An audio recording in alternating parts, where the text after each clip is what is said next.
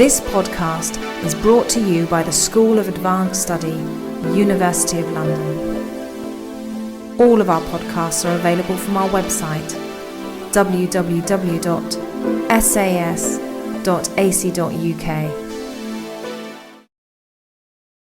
My apologies to those of you who are looking for 6 of these, but a friend or a member of my family is quite seriously ill, and some things have to happen in 2 weeks' time that mean I have to spend time with him. There's no way around this for me. And that's so what I've done is I've brought forward effectively what I was going to say in the last session to this session, which will make a slight disjunct between what I'm going to say and the text we're going to look at, but only slight, because I'm going to begin by, as it were, hopefully taking the lid off what we've been looking at. So this will go, what I'm going to say will go slightly beyond merely Hegel, to look at Hegel's relationship to Marx and tangentially to Friedrich Nietzsche. But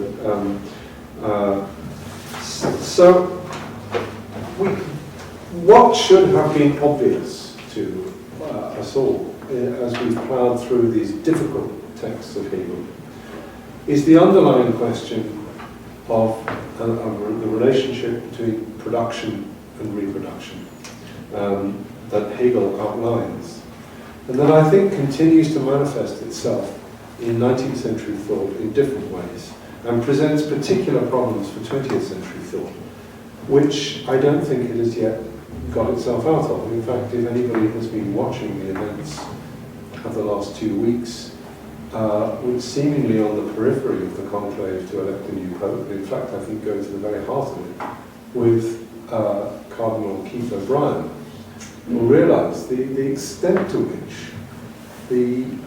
these questions of production and the interrelationship with reproduction and with questions of social and gendered identity are very, very far indeed from being resolved in any way at all. But I'm not going to, that's the only thing I have to say about that. In the entirety of his oeuvre, Hegel has, it would seem, little to say about industrial production itself, and mentions the word capital barely at all, and at least at first appearance in no way that contributes to an understanding of anything like capitalism as we find it developed in Marx and later. And yet over the last century it has become increasingly clear that Hegel's metaphysics is the essential underpinning to one foremost among the thinkers of capital, despite at times fairly ferocious polemic on his part to the contrary. And that foremost theorist is, of course, as I've said, Karl Marx. The form and detail of Marx's dependence on Hegel are decidedly not the topic of what I want to say, or what we've been looking at. What I've tried to show, however, is why Hegel's metaphysics of absolute subjectivity grounds and makes possible an understanding of modern industrial production, of modern industrial notions, of modern notions of capital, of the family, of property. In contradistinction to all the utilitarian and empiricist groundings of the understanding of production, Hegel explains how production is the materialization, not of anything finite, but of the infinite idea. That's the one thing that I think we've revolved around and around in the last 5 weeks. And if you understand that, you will understand the key, I think, to the whole of Hegel's thought. Contemporary production has certainly manifested its possibility as the promise of the materialization of the infinite. It seems to me that the last 3 bubbles, as it were, of the last 15 years have all been about the materialization of the infinite. What has been overlooked in capitalism's recent euphoric expansion is the dialectical means by which the infinite is also manifest through its negation.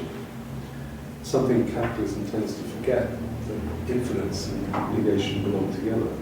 Hegel's metaphysics of absolute subjectivity is an understanding of the productiveness of production necessarily entails separate moments of expansion, fulfillment, and destruction. Although we do not have the space or time to examine the way in which negation as the finitude of objective materialities takes shape in the development of contemporary economic activity, though we've spent a lot of time on negation and Hegel. Nevertheless, as will become clear what I want to say, Hegel understands every material objectification of the life process, including objects, institutions, and even particular states, countries, and resources, Vermögen, Kapital, however you want to call them, to be themselves subject to an end or death in their transition over in the dialectical process. It is what they give to be understood through the process of coming to be and passing away that is Hegel's central concern. This seminar looked at the opening sections of Hegel's Logik, I believe, and if you very firmly in the opening section of the Logik of 1831, 1932, is a discussion of coming to be and passing away. This comes from Anaximander. I'm not sure if Hegel was familiar with the Anaximander fragment, because I can't remember when it was unearthed, as it were, when it was sort of dug up, but he must have been. Let me quote Marx, which I will do sparingly, from his critique of Hegel in the Parisian manuscripts, where Marx says that Hegel, and I quote, grasps work as the essence, as the self-proving essence of man. Hegel erfasst die Arbeit als das Wesen, als das sich bewährende Wesen des Menschen. This is actually a quote of Marx's from one of the last sections of the Logik. Courgette, in the published version of his lectures from the 1930s on Hegel's Phenomenology of Geist, thought this verdict on Hegel of such importance that he or his editor, Convenor, placed it on the frontispiece of the introductory section of the published edition. What is it that Marx grasps of Hegel? When we turn to Hegel's discussion of work, especially in the Rechts philosophy, we find that work is not understood as an essence, but precisely the opposite, as a mediation, Vermittlung. Hegel says the mediation for which particularized means are required and prepared for similarly particularized needs is work. Die Vermittlung den partikularisierten Bedürfnissen angemessene, ebenso partikularierte Mittel zu bereiten und zu erwerben, ist die Arbeit.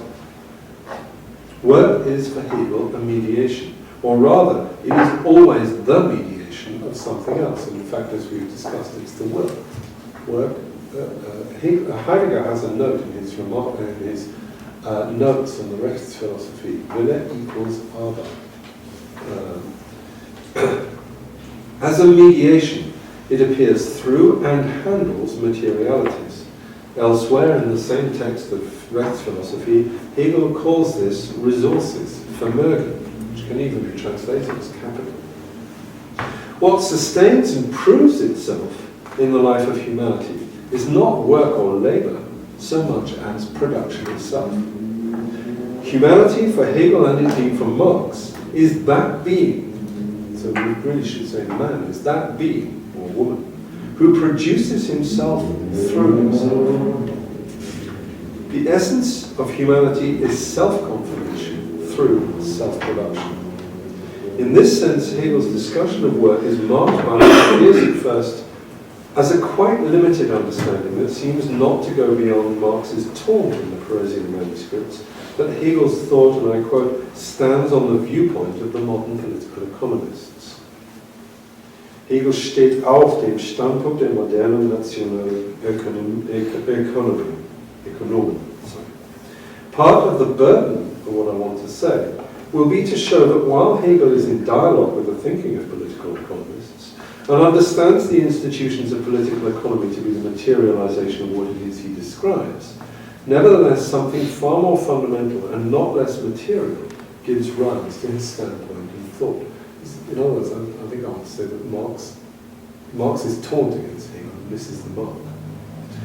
Hegel speaks of the division of labor, which appears through a process of abstraction, whereby what is general and objective in labor, and also production, can be ever more specified and simplified, giving rise to the increase in volume of output and the mechanization of labor, so that, Hegel says, humanity itself thereby steps aside in order to let the machine step into his place.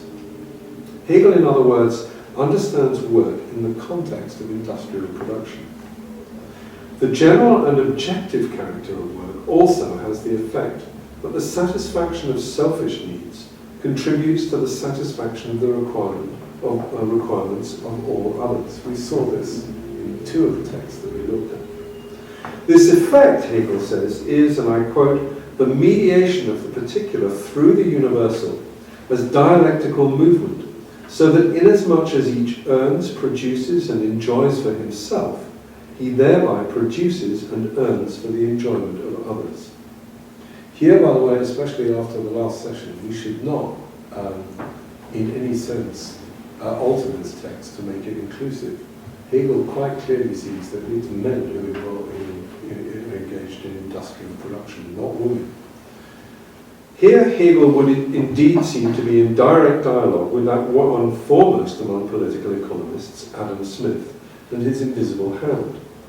Smith says of the rich, and of those who own the means of production, the capitalists, if you like, at least in Marxist terms, that the rich are, and I quote, led by an invisible hand, end of quote, to act for the benefit of all. This sentence is among the best known and most quoted of Smith's work, but less attention is given to what Smith says immediately following it. The pursuit of capital's expansion, Smith says, are led by this hand, and I quote, to make nearly the same distribution of the necessities of life which would have been made had the earth been divided into equal portions among all its inhabitants, and thus without knowing it advance the interests of the society and afford means to the multiplication of the species. Now, if you know the debates in which Smith is engaging in, this is a direct, well, he's giving the bird, frankly, to the physiocrats, because the physiocrats talked about the way in which God had spread the resources of the planet across the world in different ways. And they were talking about not just the resources, but also the way the seasons are and so forth, so that it was necessary for different nations to engage in trade with each other. And God had planned this. What Smith is therefore saying that despite themselves, the physiocrats are right, but for the wrong reason. The invisible hand is at work here. It must therefore be the hand of God, from Smith's point of view. Hegel understands what Smith describes as the consequence or effect of a dialectical process. What Smith names as something which occurs without knowing, Hegel describes such that it moves from unknowing to knowing. This is what Hegel really does, I think, with Smith. Cognition, erkennen, is what's at issue here, by means of a concrete, material, but nevertheless dialectical process. There is in this a kind of theory of industrial production, stated in highly abstract and generalized terms. Hegel speaks of the individual having a share in the commonwealth of resources through which he is able to secure his subsistence. This capacity to share in the general resources, which is to be understood as access to resources in particular, is conditioned in part through having an immediate base asset, which Hegel explicitly names as Vermögen, capital, and in part through possessing skills. We should note that the equation of capital, and skills, in fact, I think this is one of the few times when Hegel actually uses the word capital. I'm just checking my footnote for the German. And skills as the different aspects of resources. It is. He uses the word capital here. In each case, both the distribution of the possession of capital and the distribution of skills, together with other circumstances and arbitrariness, results in what Hegel calls the inequality of resources and skillfulnesses of individuals. In other words, the problem that confronts Marx, and that Marx accuses Hegel to some extent of overlooking, is actually in front of Hegel. Hegel's interested in how there is an unequal distribution of resources, of intelligence, of capacities, of opportunity, and so forth. The condition and circumstances of the appearance of capital, skills, and even resources in general are arbitrary and contingent, for which we should simply read historical. They are the way things fall out. They are an effect. The question will be, effect of what? First, we should note here that in the Rechts philosophy, we find the sharpest distinction between Hegel and Marx. For Marx, the inequalities and contradictions in the distribution of resources, of capital, skills, and circumstances produce both an enmity between the classes of capitalist and worker, and its resolution, resolvable only by a full equalization of the distribution of those same resources in the final effect of communism. For Hegel, on the contrary, the circumstantial inequalities of the distribution of resources, in all their names, has no directly determinative effect, and exerts no necessary force for equalization, dialectical or otherwise, on the concrete results of history. Hegel speaks of the objective, and I quote, right of the particularity of Geist itself. He emphasizes this, but it's italicized in the text, which does not sublate that inequality, both found in nature and represented in civil society, but, and I continue the quote, but produces it out of Geist itself and raises it up, erhebt, to an inequality of skillfulness, of resources, and intellectual and moral formation. Hegel concludes here, and I quote, to oppose to this, i.e. the right of particularity, the demand for equality belongs to that empty understanding which takes this abstraction and imperative of its own for the real and the rational. So what Hegel is saying is, don't worry about this unequal distribution of resources. Geist has, therefore, a right of particularity, which in subsequent sections of the Rechts philosophy, Hegel discusses through the assignment into different estates, effectively classes, Stände, which themselves are partly entered by circumstance and partly by choice. It would be easy to understand Hegel's treatment of inequality as indifference to it, but it is not. At sections 244 and 245 of the Rechts philosophy, in the context of the administration of justice, Hegel discusses the situation both of those who sink below the level of subsistence, and so whose work brings them no dignity, and its opposite, where the needy are supported by others in society such that, and I quote, the subsistence of the needy would be secured without the mediation of work. Which is contrary, he says, to the principle of civil society and feeling of self-sufficiency and honour among its individual members. So in other words, if you get free handouts, this actually reduces your dignity rather than increases it. It sounds like a sort of familiar, has a kind of Tory ring to it, as it were, but Hegel's doing something else with it. In other words, I'm inviting you at least, not simply to sign Hegel up with this together, because I think there's something else going on. Not yet, at least. You might in the end.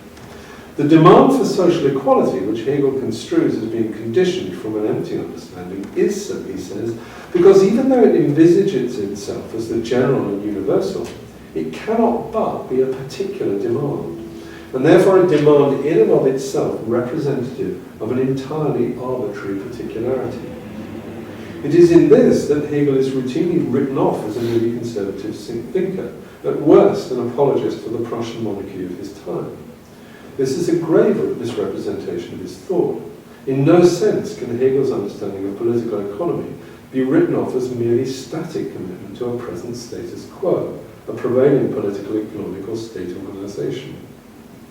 In the Parisian manuscripts, Marx had posited the full equalisation of humanity through a term derived from Feuerbach, Gattungswesen, species essence, species being. It's translated in lots of different ways. We can see immediately the parallels between this and Hegel's references to freedom and unity in his Logik. For Marx concludes that, and I quote, the individual and the species being of man are not different. It's one of the most important things to understand about Marx. That how he resolves the difference between particularity and universality. There is no difference. For Marx, species being is something to be attained to. It is a higher form of humanity, and it requires for its appearance a mode of social and economic organisation other than capitalism. The implicit criticism of Hegel, therefore, by Marx, is that Hegel either posits the resources Vermögen of capital, capital, as a kind of sufficient development of human being, or that Hegel gives primacy to the ideal over the material, which is exactly what Marx says. Hegel is in this sense a conservative thinker, unable to attain to a description of a higher essence of the human being. Both of these interpretations misrepresent Hegel, however. Hegel does not say that the present conditions of the appearances of resources, Vermögen, are the highest and final ones. Nor, as we shall later see, does he understand the idea as in any sense other through its material. Nor does he understand the idea as in any other. Let me rephrase. Nor, as we shall later see, does he understand the idea to be thought in any other way except through its material conditions. We only know the idea through the way it manifests itself materially. As an aside, therefore, the suggestion is that Marx's species being, Gattungswesen, is itself more of an abstract ideal because it as yet has no materialization than anything postulated by Hegel, including, as I shall argue in conclusion, Hegel's notion of God. Hegel's resolution of the appearance of species will turn out to be far more nuanced, far more dialectical, and far more materialistic than any positing of an abstract species essence. I think that's one of the problems I have with Marx's reading of Hegel, that he ends up actually with a more abstract resolution of these questions than Hegel does, despite accusing Hegel of extreme abstraction. We could be diverted by Hegel's repeated use of the noun willkür, arbitrariness, and its adjective willkürlich, arbitrary, in discussion both of the dispersal of needs through human experience of life, and in relation to the concrete conditions of resources, aptitudes, assets, capital, and circumstances. Several times, Hegel stresses that the individual appears through particularity. I quote, "The concrete person who, as a particular person, as a totality of needs, and a mixture of natural necessity and arbitrariness, is himself a particular purpose. Die konkrete Person, welche sich als besonderer Zweck ist, als ein Ganzes von Bedürfnissen und einer Vermischung von Naturnotwendigkeit und Willkür." Again, the individual, he says, the individual attains reality only in as much as he enters into existence in general, Dasein, and therefore into determinate particularity itself. Das Individuum, it's the same word that Marx uses, by the way, das Individuum gibt sich nur Wirklichkeit, indem es in das Dasein überhaupt, somit in die bestimmte Besonderheit tritt. There is a sense in which the material conditions of the appearances of the individual are arbitrary and contingent. They are the merely historical circumstances of particularity. You have to appear somewhere. And the world is different. However, there is one sense in which the appearance of the individual is not in any sense arbitrary or contingent, and upon which all the others, the other arbitrarinesses, depend. As himself or herself, a thing having been produced, therefore as a child, and so as the outcome of a life process, a marriage or a family, again as we've seen in the previous sessions.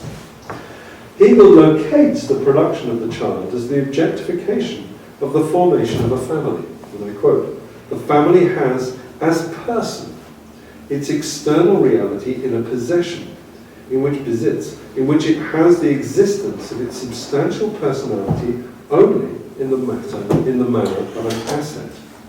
Die Familie hat als Person ihre äußerliche Realität in einem Eigentum, indem sie das Dasein ihrer substanziellen Persönlichkeit nur als in einem Vermögen hat."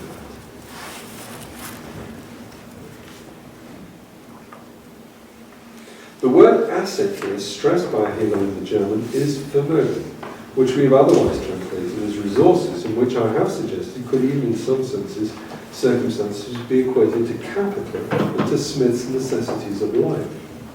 The peculiarity of Hegel's German here is ignored by the main translations of the Rechts philosophy. In particular, the intrusion of the indefinite article, a possession, as in an asset. The oddity of this phrase overlooked by the standard translations, is only explained in the context of the following section, subtitled The Resources of the Family, Die Vermögen, the Familie, where the specificity of this asset, the child, is stressed. Here Hegel states clearly that the family requires resources, but it is here also that we see a further commentary on the invisible hand. Quite contrary to Smith's view, it is the very visibility and activity of the family through a dialectical process that, and I quote, the arbitrary moment of particular needs of the singular individual and the self-seeking of the flesh through abstract property transforms itself here into the care and acquisition of a communality in an ethicality. Das im abstrakten Eigentum willkürliche Moment des besonderen Bedürfnisses des bloß Einzelnen und die Eigensucht der Begierde verändert sich hier in die Sorge und den Erwerb für ein Gemeinsames, in ein Sittliches.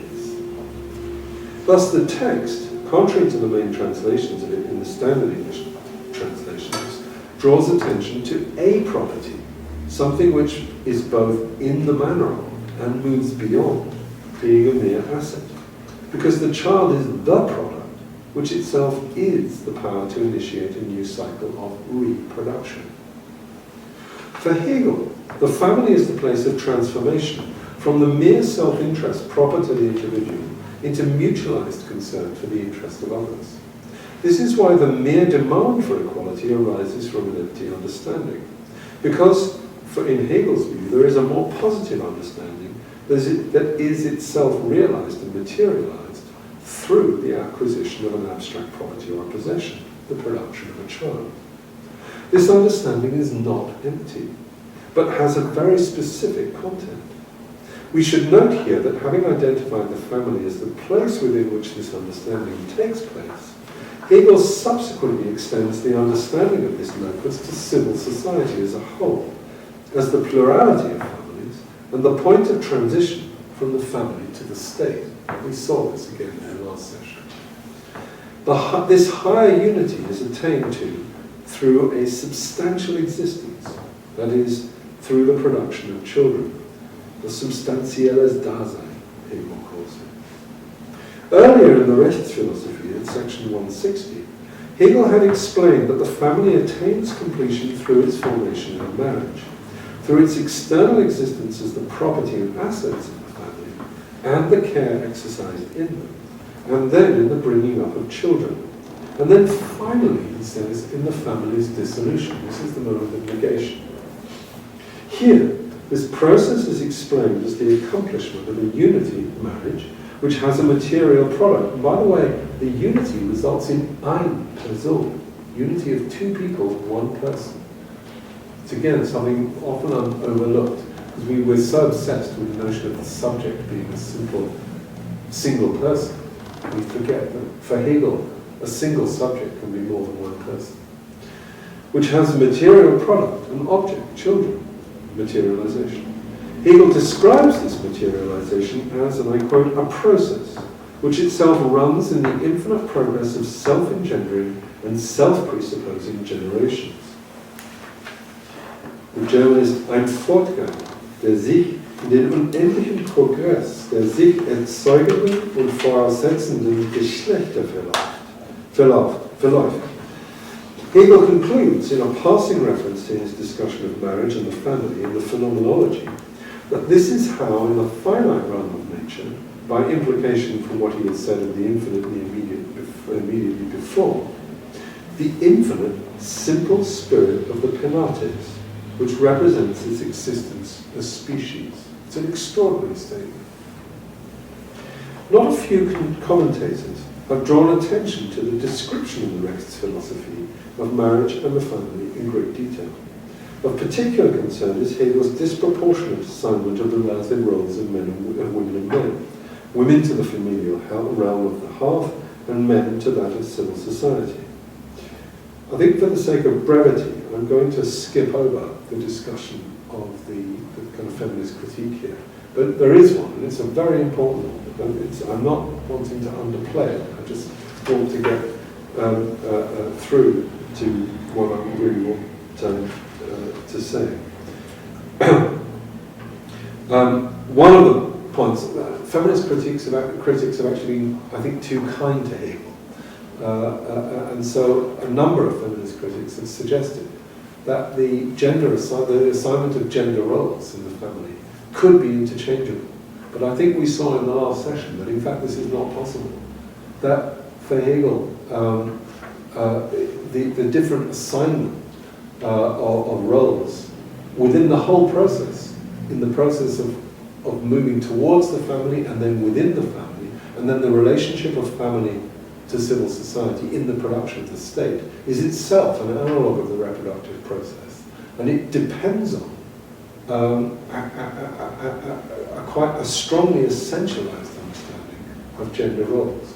In other words, I think feminist critics have been too kind here. I don't think he can be got off the hook here.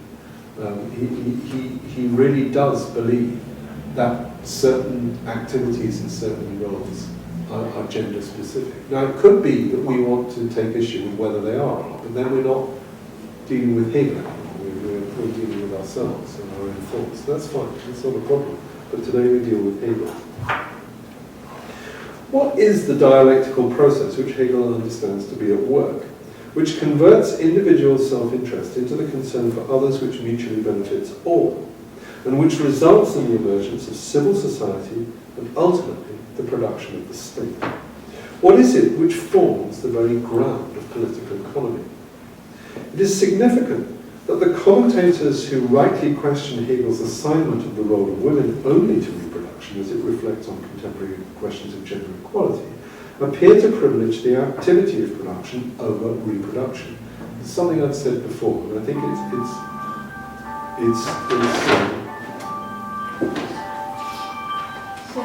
it's alright, don't worry. At the centre of Hegel's account of the family in the Rechts philosophy is an essentially ahistorical account of reproduction, which has the effect of functioning as the engine of the production and reproduction of the civil society in which the social and economic relations have their specific historical, concrete and material forms. The family is in this sense the most material expression of Hegel's dialectical logic. It is the means by which history itself is produced. Hegel argues that, and I quote, "The family completes itself in three respects. In the form of its immediate concept as union here, which then proceeds to its exterior existence through property and wealth, and completes itself in the upbringing of children and the dissolution of the family, which prompts the return to the possibility of further union and the recapitulation of the cycle all over again." The word I have translated as respects is in German Seite, side. It's a very important word in Marx, normally indicating one side or the other, but there are three. The third side is the return to the first. The essential motion described is therefore circular, and it occurs as repetition over time. As this repetition, it is itself the production of history. The production of children provides for the completion and the dissolution of the particular family.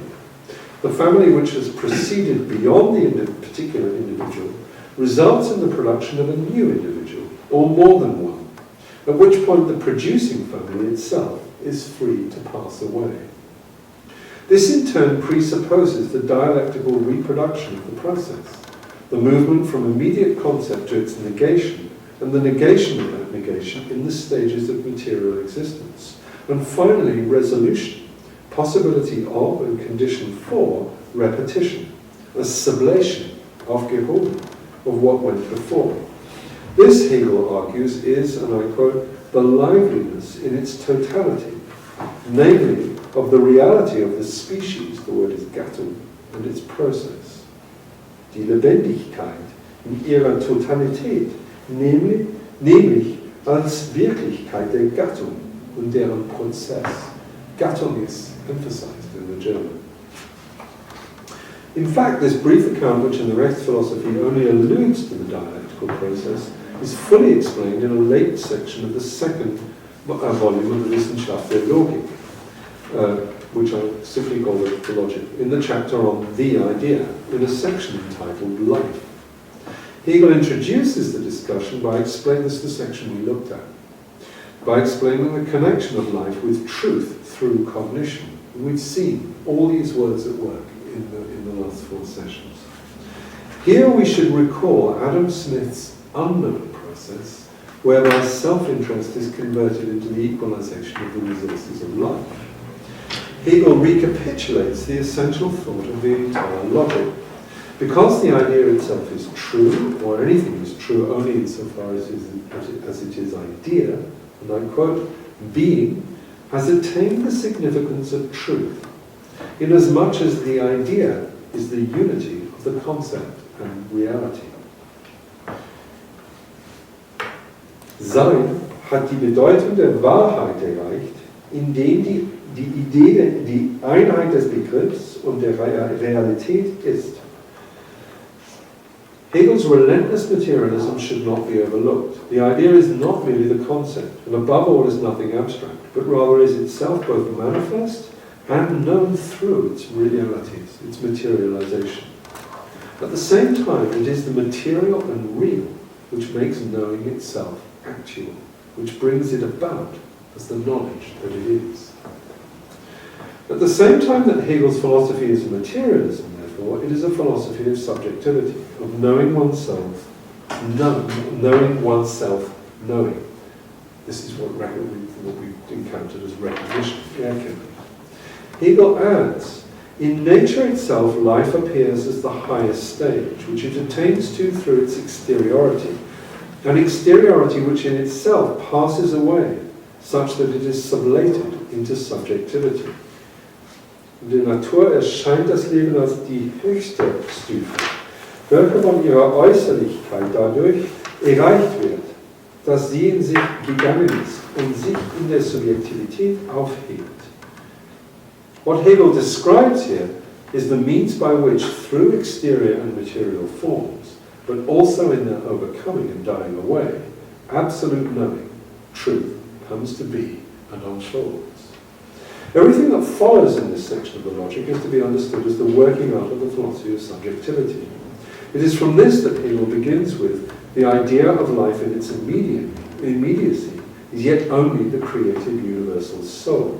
Die Idee des Lebens in ihrer Unmittelbarkeit ist nur erst die schöpferische allgemeine Seele. What is worked out in its specificities in the Rechts philosophy, the relation of the family to civil society and the state, with constant reference to the terms of the logic, is explained as a dialectical movement in the logic itself, thus as a dialectical syllogism. Hegel explains the dialectical movement of life in 3 movements, paralleling the 3 sides of the organic process of the family. First, that of living individual, that is for itself a subjective totality. Second, the life process itself of assimilating of to him its presupposition, and through the negative objectivity which it comes up against and to which it stands opposed, actualizing itself as the power and negative unity of the negation that this objectivity posits to it. Thirdly, as the process of the genus, he says, process der Gattung. Its isolation is overcome, and as its objective existence, it relates itself to itself, i.e. it completes itself. As Hegel later says, by realizing its particularity to the universality of genus, Gattung.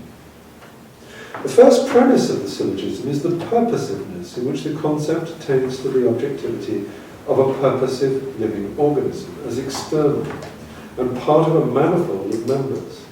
It is in this manifold that Hegel explains the self-interest and particularity alongside the impulse to mutual self-interest. In individuality, we find, he says, a drive, we've met this word several times, Trieb, of each singular specific moment to produce itself and at the same time to uplift its particularity to universality, to cancel the others external to it, to propagate itself at their expense, but at the same time to cancel itself and make itself a means for the others. Trieb jedes einzelnen spezifischen Moments, sich zu produzieren und ebenso seine Besonderheit zur Allgemeinheit zu erheben, die anderen ihm äußerlich aufzuheben, sich auf ihrer Kosten hervorzubringen, aber ebenso sehr sich selbst aufzuheben und sich zum Mittel für die anderen zu machen.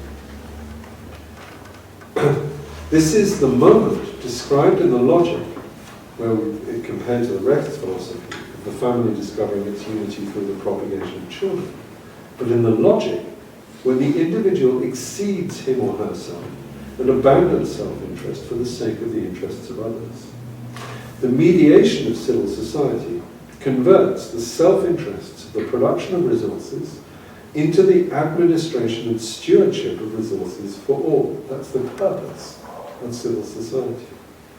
It is for this reason that civil society is only the means to the actual existence of the state, in which the universality of the species takes its public form. What is this moment? It is the moment of production itself, reproduction as production. Hegel says it is the moment of production of the reflection of the species in itself, the propagation of the living genus, such that Gattung, species, is Begattung, copulation. In der Begattung erstirbt die Unmittelbarkeit der lebendigen Individualität. Sorry, that's the next one. Das lebendige Individuum, zuerst aus dem allgemeinen Begriff des Lebens abgeschieden, ist eine Voraussetzung, die noch nicht durch sich selbst bewährt ist. The individual proves himself through the reproductive labor of bringing forth species itself, Gattung. Hegel concludes, in copulation, the immediacy of living individuality itself perishes. The death of this life is the emergence of Geist. In der Begattung erstirbt die Unmittelbarkeit der lebendigen Individualität. Der Tod dieses Lebens ist das Hervorgehen des Geistes. As the emergence of Geist, it is the realization, through the accomplishment of the appearance of the universal, through the particular, of the idea of cognition. It is for this reason that the invisible hand is no unknown process, but a process that results in knowing, indeed self-knowing, and therefore cognition as such. It is this knowing as both particular and absolute that concludes the whole of the science of logic in the sections that follow from these. What does production as reproduction produce? If we are Marx, we want to say species, as in species being. Reproduction in this sense has a goal, a limit as a whole, or within itself. Indeed, this has remained a specific problem in Marx's thought. Marx posits for history a definite end, the full realization of species being, at which point it would be possible to say history itself has attained to its finality. It would be complete, or at least it would be as far as we're concerned now. It is for this reason that if you hold that liberal democracy is the goal or end of human development, then with Francis Fukuyama, you declare the end of history. What Marx can never account for, however, is the finitude of the particular subject, even as we have seen from the logic, the particular subject represents and makes visible species itself. But in order to do that, it passes away. I die. In what manner could individual species being ever appear for itself? For Marx, unlike Hegel, this is never explained. It becomes clear from this why Hegel at times names the family as having become a singular person, and hence why the respective sex roles in the family have the significance that they do. Because the family as a unity also has a finitude and passes away on the death among the marriage partners. Moreover, Hegel is explicit in the Rechts philosophy at section 172 that through each union a new family is constituted, emphasizing not completion but repetition and succession. It is in repetition and reproduction that species becomes visible. Species itself is not the object of either production or even of reproduction, because species itself is in itself infinitely creative, schöpferisch. The event of the family, as a moment in the coming to be of species, is also the moment of transformation, whereby the self-interest of particularity and individuality are themselves converted into a being ordered toward others. Both the family and the forms of being ordered towards, which attain their fulfillment in civil society, and therefore being ordered towards others, take specific material and historical, we would even say institutional forms. Production of the social and material structures of the activity of political economy are therefore both the effects and the historical materialization of the dialectical process of species coming to appearance, as the particular realizing the universal. Or, as we've actually seen, you could read this the other way around, as the universal calling into being, calling itself into being through its realization of particulars. And that's how Hegel works. He works in both directions. They are the means by which this coming to appearance is effected. In this sense, because these forms of the family and production are historically contingent, in this sense, but in this sense alone, arbitrary and purely, they are not final forms, but they are actual. And as actual, they condition the forms into which they change and how they are succeeded. Thus, Hegel notes that, quite rightly, the proper origin and the original foundation of states has been ascribed to the introduction of agriculture along with the introduction of marriage. This is from the Rechts philosophy. Mit Recht ist der eigentliche Anfang und die erste Stiftung des Staaten in die Einführung des Ackerbaus nebst der Einführung der Ehe gesetzt worden. Moreover, he stresses that this is marriage understood as the limitation of sex relations to monogamy, by its development into this particular historical form. In the Rechts philosophy, Hegel goes so far as to propose a development in political economy, and so in the capitalist organization of civil society, as a political reform, namely the corporation, as the development of the guild. I don't know if you're familiar with this. There's a big debate on what on earth Hegel was all about. I mean, there's a whole section of Rechts philosophy on guilds, which is difficult to explain. What then does reproduction, manifesting itself as production, produce?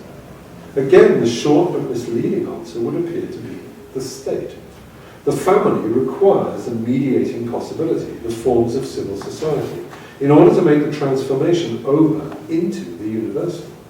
In introducing the discussion of the state, Hegel begins by arguing that the idea of the state, and I quote, is itself the universal idea as species and absolute power over against individual states, Geist itself, which itself gives reality to the process of world history. Couldn't get more clear than that. The business of political economy in its historical contingent form is in materializing the production of resources and so safeguarding the welfare of all, the means of actual transformation into the state. And indeed, Hegel appears to say as much. The real idea, Geist itself as a quote, divides itself into the two ideal spheres of its concept, the family and civil society. There you have that process in reverse. These things engender the state, but the state calls the family and civil society into being. Were we to interpret these phrases in this way, we would argue both that reproduction and what it makes possible, production, materializes and produces the state.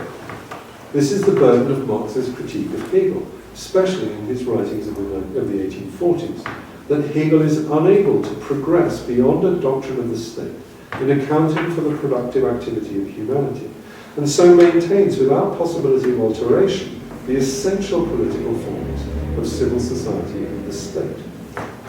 We can see, however, that this is not the case. In every case, the forms of life that arise from productiveness and creativity as such, which is the absolute idea of Geist and its species and its concept, take on material historical forms. This is even true of the family, which although it appears more definite and less contingent than the forms of civil society, nevertheless, as we have seen from Hegel's historical account, itself arises at a moment in history, and which itself posits the possibility of the establishment of the state. What this means is that even the state arises as a historical phenomenon, and is therefore, as the materialization of the idea, and materialized into particular states, not a necessary form for all times. There has been a time when there were no states. So therefore, what is the idea of? Because it appeared that the idea was the idea of the state, but perhaps it's not. For we have seen that the idea of the state is the idea of species. This is pretty much what Marx says, although he doesn't use the word idea with stress. The idea is the idea of subjectivity, which, beginning in the particular, transforms itself through the material historical conditions of existence, being, into the realization of absolute subjectivity. Absolute subjectivity is nothing other than cognition, coming to know and recognizing itself as absolute cognition, as knowing itself absolutely. Because Hegel's philosophical thought is entirely developed from out of the philosophy of subjectivity, any understanding of production secured on the basis of Hegel's thought will unfold as and through his philosophy of the subject. Hegel's understanding of absolute knowledge always takes material forms, the highest of which, historically and presently, is the state. To be accurate, therefore, we would have to say reproduction makes possible that kind of production which presently manifests itself as the state, but which more properly is understood as absolute subjectivity. The state is not a necessary form, it is the material and historical expression of some other necessity. The only necessity that Hegel discusses is, and I quote, in ideality, the development of the idea within itself. Die Notwendigkeit in der Idealität ist die Entwicklung der Idee innerhalb ihrer selbst, which takes subjective and objective political forms. In one of the most enigmatic of the passages of the Rechts philosophy, Hegel speaks of the connection of the state with divinity. Religion is that which contains and expresses the foundation of the ethical realm, which specifically is, and I quote, the nature of the state as the divine will. Die Natur des Staats als den göttlichen Willen. A still more problematic phrase is one of Edward Ganz's editorial additions to the 1833 edition of the Rechts philosophy. And I quote, the state is Geist itself, which exists in the world and realizes itself as such through consciousness. It is the path of God through the world, the force of reason actualizing itself as will. Walter Kaufmann, in his commentary on Hegel's political philosophy, expresses unhappiness with this phrase, preferring to translate it in the following way. It is the way with God in the world that there should be the state. This kind of this rubs it out, actually, and clearly attributes the phrase more to Ganz than to Hegel. Kaufmann comes back to this phrase in several texts, actually. It really wrinkles him. He's very unhappy with it. And he's among those commentators who have tried to suggest that Ganz put it into the text. It is for phrases like this, and the identity of divinity with absolute subjectivity and phenomenology, that lead commentators like Sidney Hook to dismiss Hegel's metaphysics as, and I quote Hook, the autobiography of God. It's Hook at his best. Hook perhaps either fails to understand or simply ignores the sheer materialism of Hegel. That means that the experience of life is the experience of the concept in its material forms. What I mean by that is I think that if you try that Hegel's commitments here are more problematic for anybody who wants to talk about God than they are for anybody who wants to talk about material forms. And that's the problem Marx had with Hegel.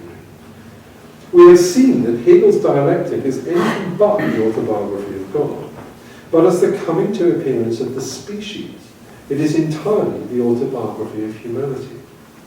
Ganz's reported phrase, I think, indicates all of Hegel's ambiguity towards divinity, an ambiguity that Kojève had already drawn attention to in his interpretation of the phenomenology, directly attributing a kind of atheism to Hegel's historical thought. If you know the history of what went on at Jena, and given that the phenomenology was written as he left Jena, and that Fichte was denounced for atheism in his time at Yale, you'll know how problematic this is. These are not accidental things. And this is a problematic period in German history, but also the whiff of atheism was in the air, and you could get accused of it very easily. Fichte, who I suspect was something like an atheist, only wriggled out of a prosecution with great difficulty. In the context of contemporary production and the way in which it has taken over and captured the state, to the extent where the state itself has become, in the West at least, capitalism's banker and final guarantor, would we better not translate this phrase and understand Hegel's description of production as the material forms of the activity of reproduction by means of a phrase that appeared in the New Zurich Times on the 21st of September 1969, which talked of the modern Hegel Renaissance and the ruling dialectic in making intelligible the present situation. The article then speaks of industrial society, and I quote, "Industrial society, which means today the only and final reality," commenting, "Earlier this was called God." Surely this is how we should understand the relation of Hegel's dialectic to capitalist production.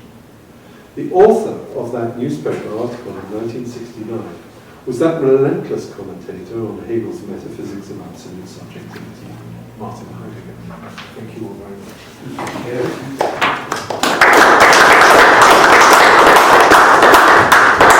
So I propose a 10-minute break and then some discussion, and we'll look at the text that I've put before you and take it from there. It's quite a long text, but I think we should just only take a few one section. So if we reconvene at 22, please, on the dot. Some of you are not. I haven't got a spell. You'll have to. Thank you.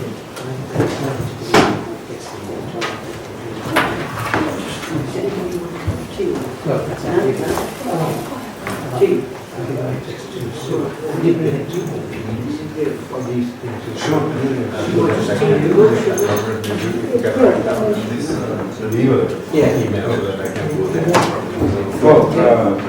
If you give me your email, I'll send you. I'm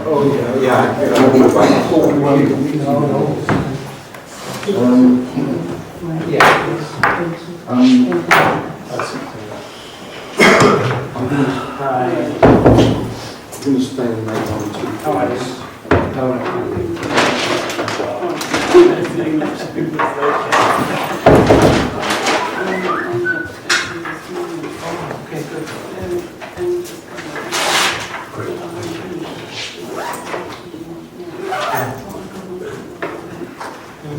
Thank you very much. I just want to say I'm really grateful for Laurence teaching. I think I sent you an email about the text. Yeah, do. Hope to meet you next time. I look forward to that. No, but have you tried to find it back when we lost it? You said you were using it. Oh, that one, no, I Oh, haven't. fine. That's what I did this Yeah. morning. Oh, yeah. But I haven't. What's your interest? Rewrite it. Well, I don't know. I don't know, is it? Yeah, it was because I was already Getting deeper and deeper with the plagiarism. I find Benjamin difficult. Yeah. Well, It's so fragmented and yeah, exactly. you can't. There's no system. No. There's individual concepts. Do you know where he gets his text from? Is it from book or? It's Only the same page. this book. Oh, right. I mean, there's another translation and it goes under the title of outlines. Oh, right. But that one includes the additions. You know, Oh, right. they're kind of inserted into the text rather than when we go to the back. But it's not lost because you've done it. It's still, you know. But of course it's not good. Yeah. Thank you very much, man, for Hi. organising this. Yeah. I'm very grateful to you. Are you leaving now? Or? I got to Walter Benjamin course. Oh, that's still going That's on. what, yeah. It's the whole year. But the whole year, Yeah. okay. And possibly they will carry it on even further because we're going through selective writing. Yeah. By the end of this year, we'll finish the first volume. So it's It's not bad achievement. No, that's very good. Yeah, it's early beginning Yeah. to the early 20s. Yeah. We've done a term last year on the sort of middle career. We've done One Way Street and his article on surrealism. Which actually all in the first volume anyway. Yeah. So that's what I'm saying. But Well, you read the eliminations, or no, well, it's an elimination, but we're following. German text. No, it's in English. Oh, okay. Yeah. But really, the more phrase one is selective writing, I think. Oh, that one. Far better than Yeah. elimination. Yeah. The Okay. other ones. Yeah.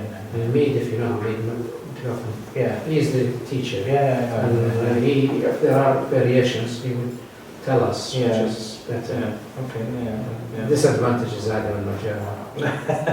I've got to find a girlfriend. Yeah. Exactly. German, Yeah. but that was great problem with the family. So you have to take a course. Yeah. Will there be more lectures next week? Yeah, so we're considering. Of course, we'll start again. So I'm leaving for Germany in a right. while, and I'll be gone for the spring and the summer. Right. I will start again in September. Oh, September. But we haven't got a topic yet. But I'm still considering either Laurence will continue with the seminars in the spring Oh, okay. with a different theme, or maybe we'll get somebody else. I don't know yet. It could also be that we just stop and begin again in September. But as long as I have the email list, Yeah. so I will inform everybody about what the next event is going to be. Thank you very much. Yeah. Thanks. Well, I'm very glad that you came. Thanks. And I hope to see you Hope to see you again. in Thanks. September. Thanks very much. Yeah. Is Phil joining you, or is he's going to stay here? Apparently? He said he wanted to make 1 or 2 points before he joined us. Yeah. Oh, that's good. Yeah. Yeah. See you. Yeah. Okay. See you. So you're going to do some research in Germany? Yeah. I'm going to the University of Bochum. Never heard of it. In Bochum, in the Ruhrgebiet, Whereabouts in Germany? in the west. In the West. Oh, all right. Yeah. I know, like to It's be not- that, and I have all the never heard of It's that. not far from Düsseldorf. Oh, right. And there is a research center. Is it a good, you have a specific center which connects to your work? There is the University of Bochum has got the Hegel archive. Oh, right. They published the scientific edition of the works of Hegel. Right, yes. And connected to that archive is a center for German philosophy, research center for German Right, philosophy. yes. And that's where I'm Yes. going to Oh. finish my book on Logik, which I've On block, oh, right. which I worked on this year. Yes, Yeah, and I'll finish it there. Yeah, right. Yeah. Yes, that'll be good. Yeah. Yeah, because again, I mean, when I came earlier, I was getting very interested in blocks. Yeah, exactly. I didn't know as much at all about it. Yeah. I must get that utopia, non-utopia. Yes, exactly. Yeah. And where? Yeah, but I think these lectures I really enjoy this They're one. very good, Because, yeah. normally people talk, a lot of English lectures talk double that, but he's talking like, quite understandable of this. Yeah. Is well, and where are you here in school? Oh, well, no, what I do is that I use my working fellow here, in Convenor, her email, so I gave her, but I know for the next 20 years, I have a member of the. Oh, that's right, yes. Yeah, I've been there for the last 20 years. Yes, that's right. That's how. Have you been going to I'm around recently? although I tend to. Oh, that's But I must say that this particular sets very. Oh, yes, yes. I haven't been to any of them. Some of the Aristotle such I must say, very reason. I haven't been to any. Scandal. Yeah, all clear. I mean, it's The all last kind of one is the long series. and the That's fact right, towards it's, 10 times to what's go the on, name? that's Yes. what, but here, Yes, the difficult subject here, sort of go on as clearly as one can go. Yeah, I think so too. No, Yeah. I'm just interested. Yeah. Very good. And what about you? I did law studies. Next. Law. No, certainly. Yeah. Before, I always thought you were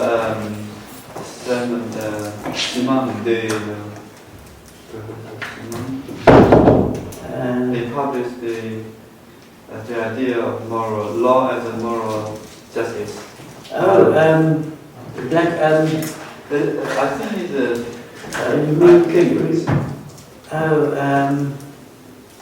you mean, no, I thought you meant Dworkin, not Dworkin. You know Dworkin died, I you know know, that? I know, Yeah. yes. Yeah, I just died. Yeah. And who said it Cambridge? Who could that be? Surname Simons. S-I-M-I-M-O-N. Oh, I don't know. I don't know. I always thought you were. No. Sorry to disappoint you. I'm just an ordinary human, ordinary mortal. Nobody important.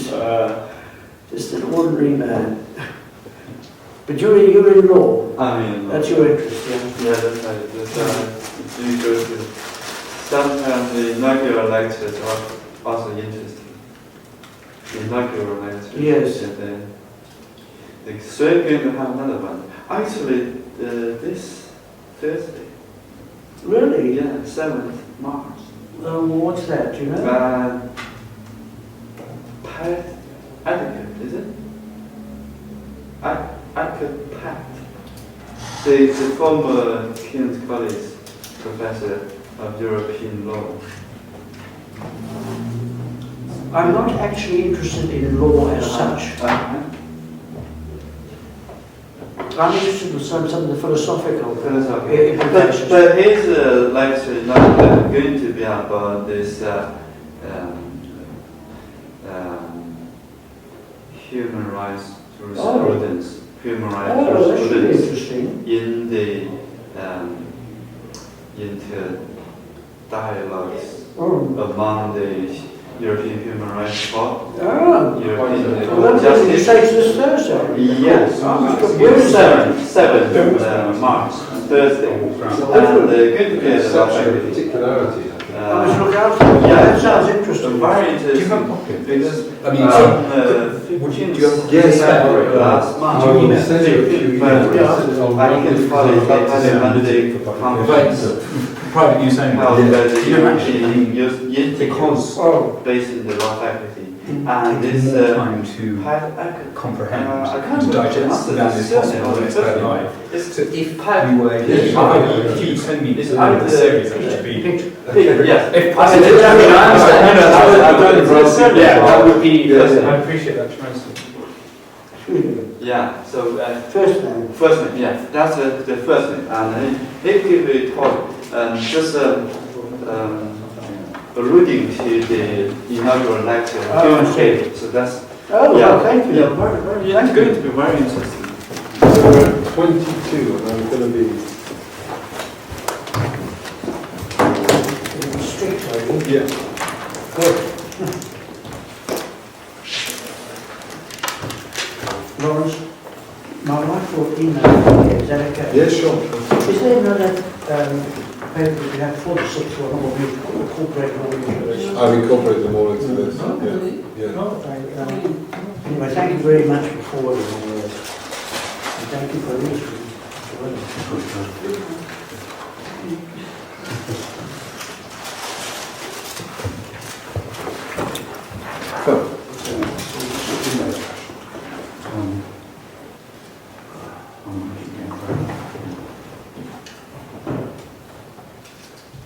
Excuse me, because it was my lunch. Right, we should really begin.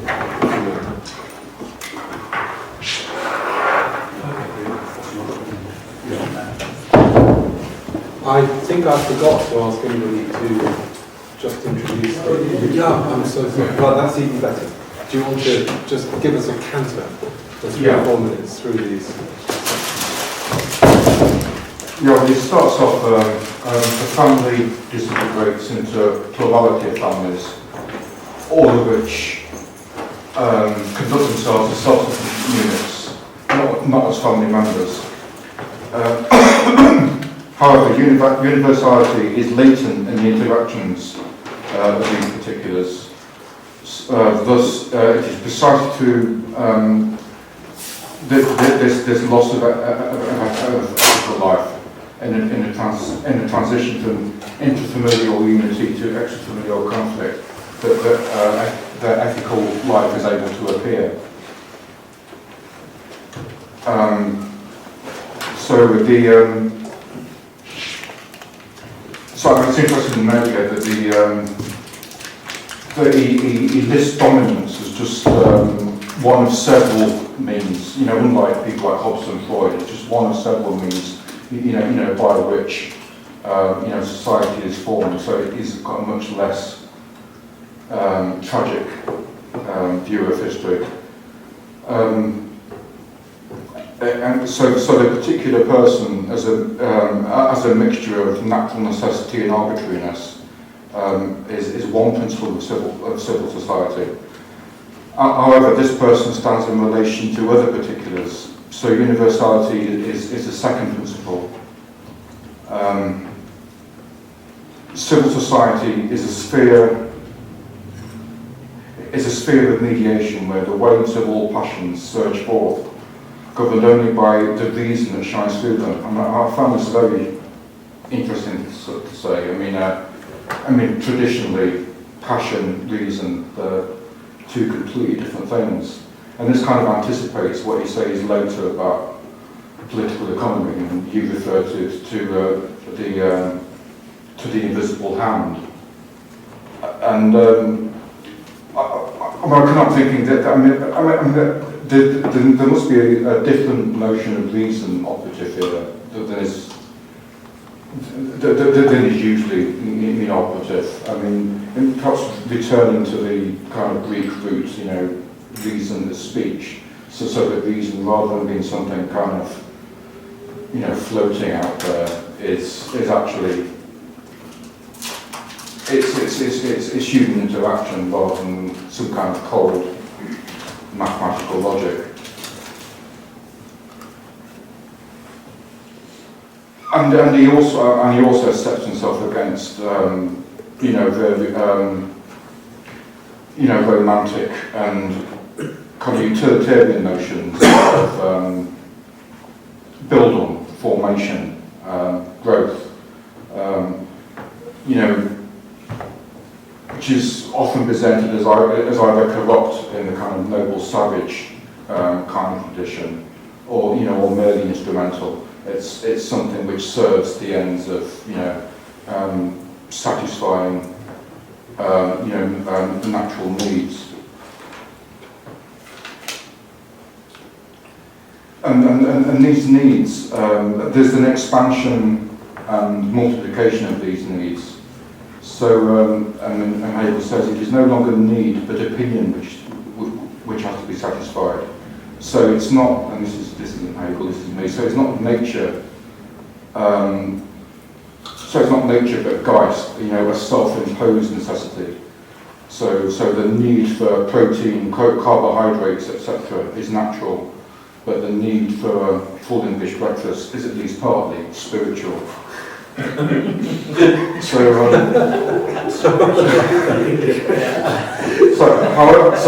luxury, if not necessarily the full English breakfast, generates its opposite.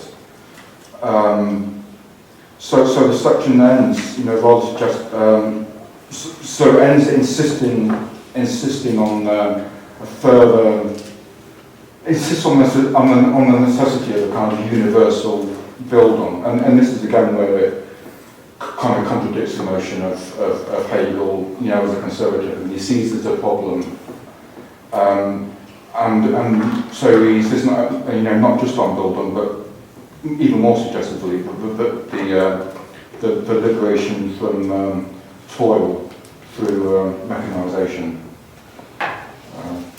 Seemed longer than it turned out to be. But that's great. Thank you. Yeah, thank you very much. Thank you. It's worth bearing in mind. I mean, I don't know if you recall from the discussion that we had of in one of the earlier sessions around the Differenzschrift, the book that Hegel, his first book on the difference between Fichte's and Schellinger system. That exactly as you've touched on, the problem for Hegel is that without the relationship between the particular and the universal that pertains all the way through his thinking, he believes that the state, without the state, becomes a tyranny over against the mass of the people. What he wants to do is to find a way of explaining the individual relation to the state, which includes, it's inclusive of the individual. Hence the criticism of Plato. Yeah. His criticism of, he uses the word of Fichte. He says Fichte's understanding of subjectivity will lead to tyranny, will lead to a state, the tyranny of the state over its subjects, or citizens. Can I ask a question in that respect? But you said that the state is just a historical phenomenon like others, there were times where... Not just, but it is a historical. Well, but you said there were times where there was no state. Is there in Hegel a perspective of a time in which there will be no state anymore? No. I mean, he never discusses that. But... So it's a historical phenomenon, but it's not... He's not interested in predicting the future in that way, I don't think. Again, I mean, one of the things that I think one has to bear in mind, I hesitate to say this because Phil is the voice of the voice of Marxism, and so it's good to. It's a shame he's not here because he will very strongly stand up for Marx, as he just did with me when I was queuing for my tea.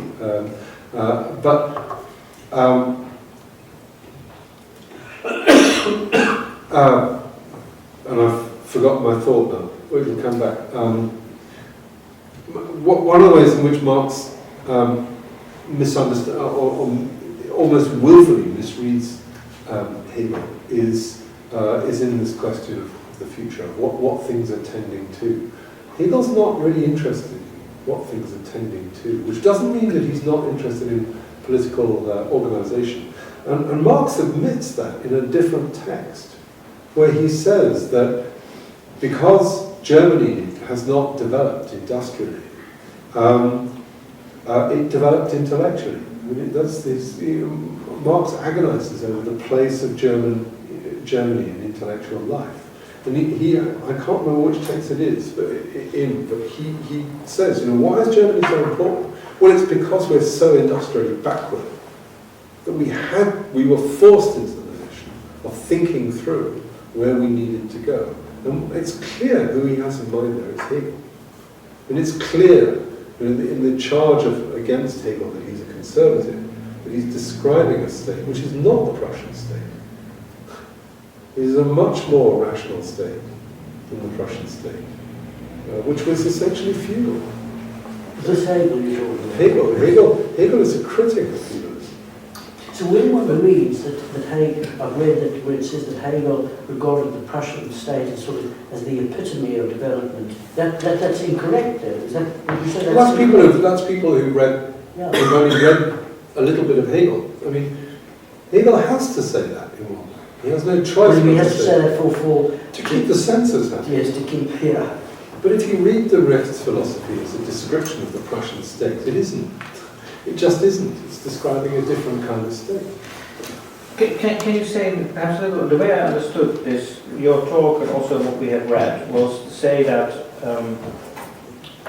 there is the familial situation, and the plurality of families leads to the state, and that state creates the logic of needs and the meeting of those needs, and leads and in effect, he says, leads to a loss in paragraph 184 leads to a loss of Sittlichkeit.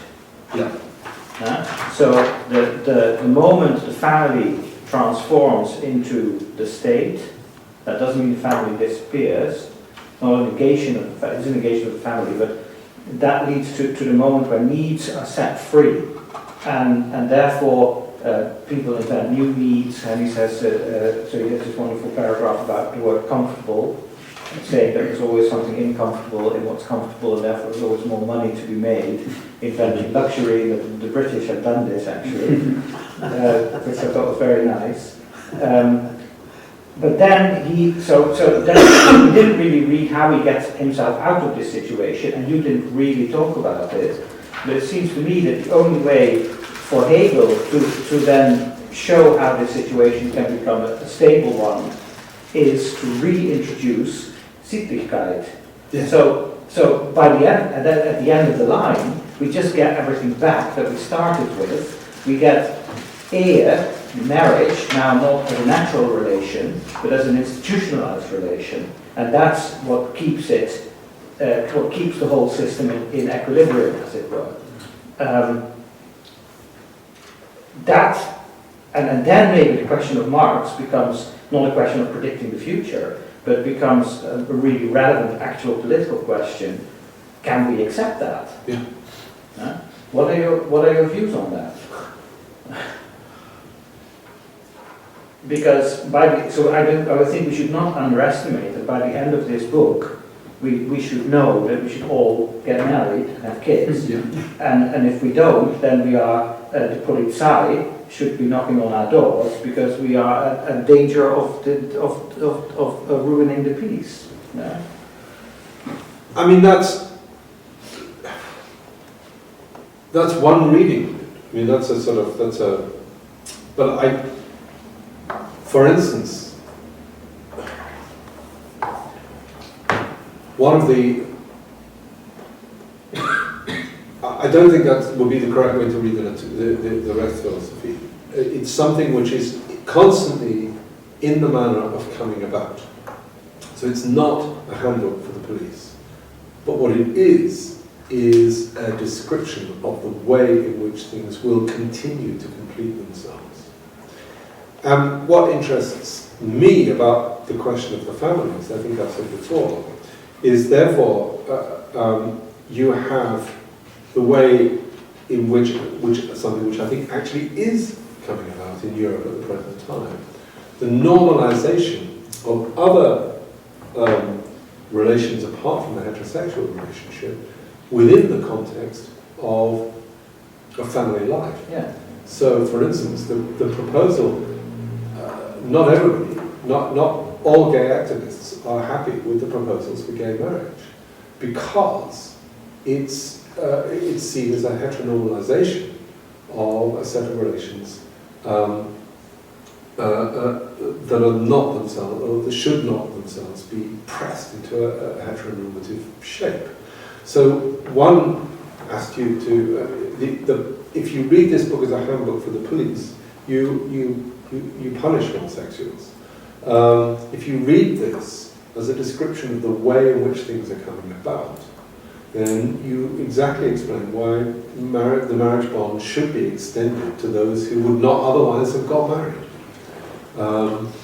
Yes, as a way therefore of incorporating them into the state. You allow them to adopt children, and so you read this as a sort of in a very modern way, as kind of what's that horrible word that's used when the government comes and inspects a university and decides? There's a phrase it's a flesh-creeping phrase that is used of a department. But it means it's kind of on the way to being okay. The idea being you're never fully okay. Yeah. But is that I can't remember what it is. Is that your view of Hegel that, or? I think that's exactly what Hegel is doing. Yes. Yeah. It's one that makes me creep. It gives me the willies. Why? Because. I think in the end it is coercive. Yeah. It's not coercive in the sense that it requires the police to coerce it, but it is coercive in the sense that it exterminates certain kinds of difference, which simply don't go away. That's right. And wouldn't so my I would probably agree with that. And my view would be to say, actually, with the fact that Marx does not distinguish between species being and the finitude of a particular subject, he is in a better position to for example, when we look at gay marriage, to formulate a position that does not have this element of drawing something like the gay relationship into a traditional familial. That puts you, I think, in the position of feminist critics who are trying to get Hegel off the hook, because because I think Marx is in a more Marx is closer, I think, to the using Hegel for the police handbook version of Hegel, as it were, in the sense that I think he lags.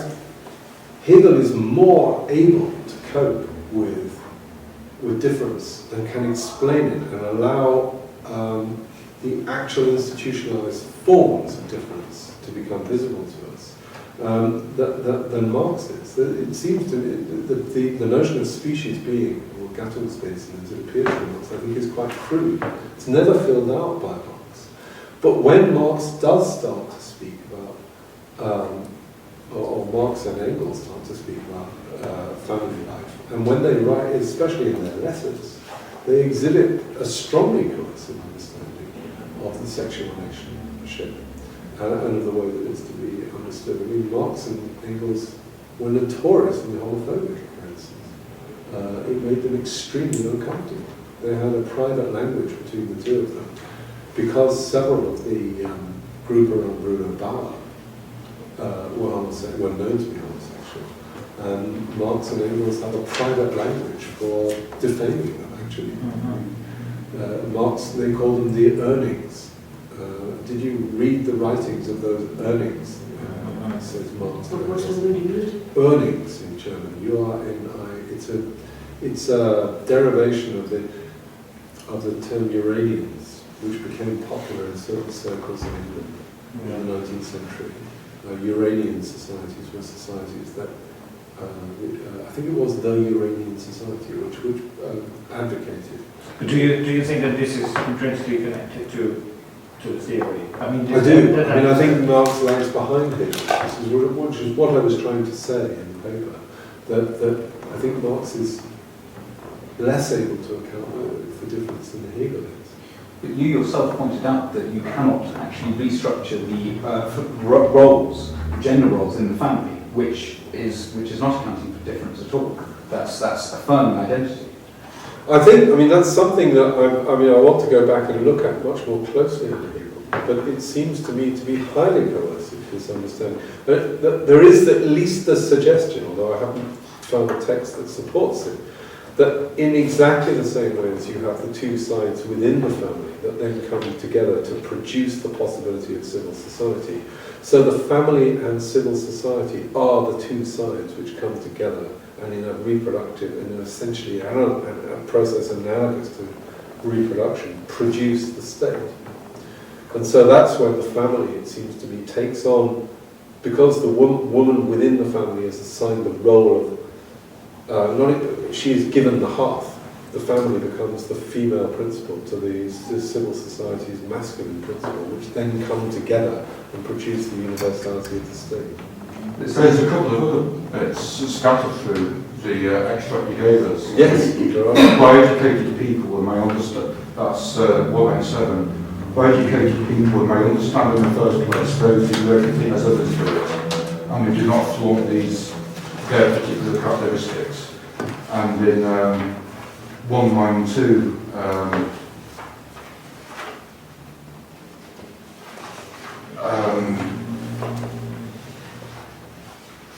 in the manner of dress and times of meals, there are certain conventions which one must accept, and in such matters it is not worth the trouble to seek to display one's own insight, and it is wisest to act as others do. And the following paragraph 193, on the one hand, the need for this equality, together with imitation as a process whereby people make themselves like others. Yeah. So and it doesn't really fit in with his the positive attitude he takes towards the kind of multiplication and expansion of needs. I mean, you can have a multiplication and expansion of needs, but not a multiplication and expansion of modes of behaviour. He's uneasy with the multiplication of needs, it seems to me, especially much later on in the Rest philosophy, where he talks about this as levelling society out. But he's not happy about that. I mean, he thinks that it's a multiplication of unnecessary needs. And this is a discussion that I just had with Phil, actually, where Phil said, because Marx famously attacked Hegel for having a notion of only abstract and not concrete labour. I think the distinction between abstract and concrete labour is in Hegel, it's just not using Marx's terms. Because Hegel does think that the multiplication of needs produce some of those means, the multiplication of means. Some of those means are fripperies, as it were, they're unnecessary for the very determinate need to produce and reproduce society as a whole. But he also seems to say that those fripperies are, in a sense, more spiritual than the need for bread and water and fire, and because they're not natural, they're spiritualised, as it were. Well, they're luxurious. Are they spiritual? I mean, they don't. They spring from the sort of the building that's necessary to let Geist be seen. But he's uneasy about it. There's a bit of a Puritan about it, I think. He's uneasy with this. Can I just ask you, getting back to what you were saying earlier about gays being, as it were, forced into marriage in the heterosexual sense, in that article by Roger Scruton, he more or less says that, doesn't he? He's not against gays getting married, but he says they shouldn't be forced into being like heterosexuals. Yes, I mean, Scruton's a difficult person to quote. You want to be fair to him what he says. Plurality. Yes. I'm uncomfortable about. I don't think he really declares his true hand in that document. I think he presents himself as somebody who's broadly sympathetic, for instance, to things like civil unions. But anybody who is going to in a document to argue that the support of gay marriage is itself homophobic, I think has got a problem. I think Scruton's got a problem. I'm not sure, in other words, that I agree with you that I wouldn't put Scruton. I'm trying to think of the man who's recently published, some while ago, published a very important book in this area, queer theory, attacking the notion of gay marriage. I wouldn't put he and that individual are not good bedfellows, as it were. I think Scruton is simply against gay marriage. Yes, I do too. I'm just going to read that paper again, because I read it quite quickly, and I got the impression there that he was not against it, but he felt that gays shouldn't be put into the same mould as heterosexual. That was the impression I got. But it's not clear why. I mean, it's not clear. It's not clear from that paper. He never really, except that it's the betrayal of a centuries-old tradition, usual thing with him. With him, and I'm kind of awkward about that. I mean, I'm kind of uncomfortable about his motives there. Me too. Well, I think right-wing intellectuals these days have learned how to articulate. Absolutely. We need to disguise any homophobia. It's a well-turned piece of realpolitik. Absolutely. And he knows how. But coming back to the central issue, what does interest me, for instance, is that Hegel can only understand how to produce the state on the basis of the family. The clear counterexamples of this is a tradition that Hegel knows very well, and that would be the counterexample of the Greek city-states, which don't make the state dependent on the family. In fact, Aristotle opens the politics with a discussion about what is prior. The family, he says, the hekaston, the individual person, the family, which he means the extended family, the tribe, as it were, or the polis itself. And he says many people think that the tribe is prior to the polis, but the part is never prior to the whole, says Aristotle. And therefore the polis must be first. And so the state gives rise to the possibility both of individuality and family life, and not the other way around. Now Hegel turns that on its head. And Hegel knows Aristotle inside out. And the reason that Hegel does it, I think we saw in the last session, is that because he wants a progressively constructive understanding of how the state is arrived at. Because he wants to account for what he sees as historical development itself. The point that you made earlier. This is a progression towards something. So the individual sees something, then becomes aware of himself seeing, then becomes aware of his ability to shape that thing which he sees, which is the moment where he takes up the tool, and then is confronted by the other subject. And the other subject has to be otherly other to himself. It has to be a woman.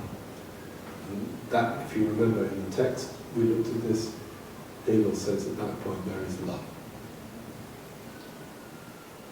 And then we get, and this is why we looked at, I proposed this section to you this week, we get the way in which the family having been formed and itself becoming a productive and reproductive faculty, which seems to be quite ahistorical in its capacity for production. It takes on a historical form, but it as an engine of production. Because he says in one of the Jenaer text, he says that it's only because monogamy has fulfilled the condition of the family, has completed the condition of the family, that the family is able to be as productive of children as it is, and is able to acquire resources. Because the family acquires stuff which it turns into capital. That's the point. It becomes something other than it would have been as a mere besitz, as a mere possession. Vermögen is not besitz, possession. And so the family itself then becomes the conditioning possibility for civil society. But for somebody who is materialist, as you say Hegel is, it seems to me to be strange to reduce sexual relations to reproductive relations. So on this account, any sexual relation that is not aimed at producing a child is luxus, is luxury. Which he says. And can therefore be, is therefore not instrumental in realizing absolute spirit. Absolutely. And that's what he says in the But that seems to me to be plainly wrong. It seems to us to be plainly wrong. I mean, but it's not. We have to do more, I think, as philosophers, than simply say something's plainly wrong. Yeah, no, we have done more, but... We have, for instance, and that's where I think there is a fundamental difference between Hegel and the Greek tradition, which Aristotle explicitly separates sexual activity from reproductive activity. He says in the Generatio de Animalium, well, there is some sex that is just for reproduction, and that's just fine. Off you go to do that if you want to. But then there is that which pertains to pleasure. And even Plato says that. Yeah, Plato says that too. Yeah.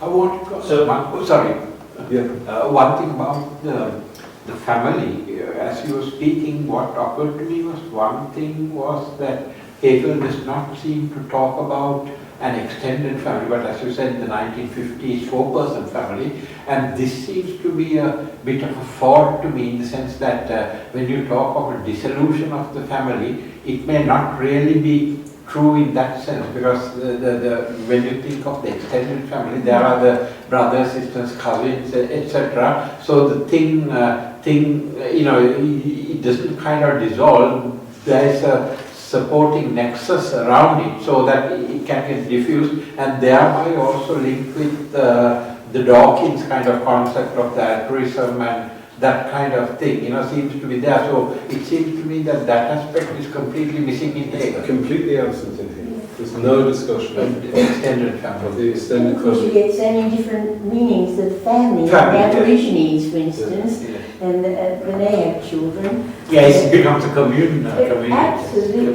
But Hegel, we should recall, in discussing Hegel, we should recall that Hegel thinks that the Western form of the family in this form is the monogamous relationship between two individuals, which produces the third, and possibly fourth and fifth, but each one is a third, as it were, is a higher form.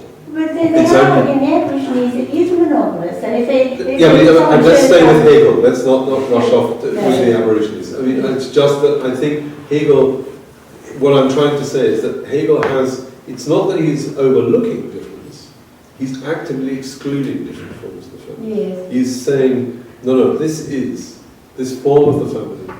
And what interests me about that is, again, there's something historically peculiar about that. So I wonder, the extended family in the Germany of his time is still highly significant, I think.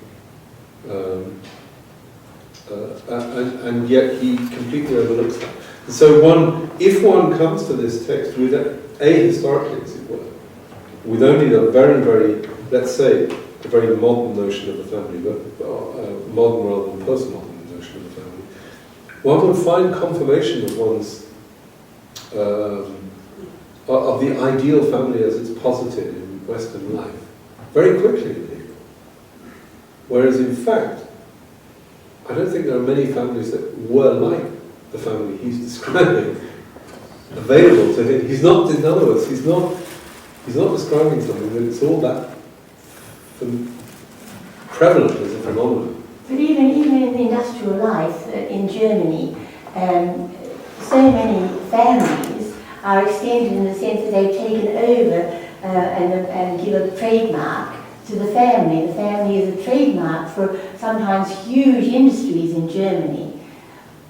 We've got a quarter of an hour, and I wonder if there are any particular sections of the text itself that anybody wanted to focus on. Something that you said earlier, you said that you're making a point that when, in a marriage, I mean, that marriage is one person, not two. Yes. And then you kind of suggested that, it's wrong to see the subject as singular. Yeah. But, I mean, what confused me there was, subjects and persons, are different things, aren't they? They are, but Hegel does equate them. He does use the word subject and person together on more than one occasion. So I think he's effectively appealing to a notion of in Roman law, but it's quite clear that he wants to extend the notion of subjectivity beyond mere individuality. So it's kind of conflating the legal and the philosophical. Yeah. Yes. Yeah. Without doubt. And it's essentially, Roman law that certainly the Code Napoleon is based on Roman law. What pertained before Napoleon invaded here, I'm not sure, but he would have been familiar with that notion. Certainly it would have been. I should think that aspect of Roman law must have been inherited in Germany even before Napoleon, because of the canon law around marriage from the Middle Ages. It was based on Roman law. Of course, we would refer to companies, don't we, as being a person. A legal person. Legal person. We have this even, therefore, in British law. Yeah. It's very strong, for instance, in canon law, a family is a legal person. And in Germany, where a family is created a trademark, so many German families have.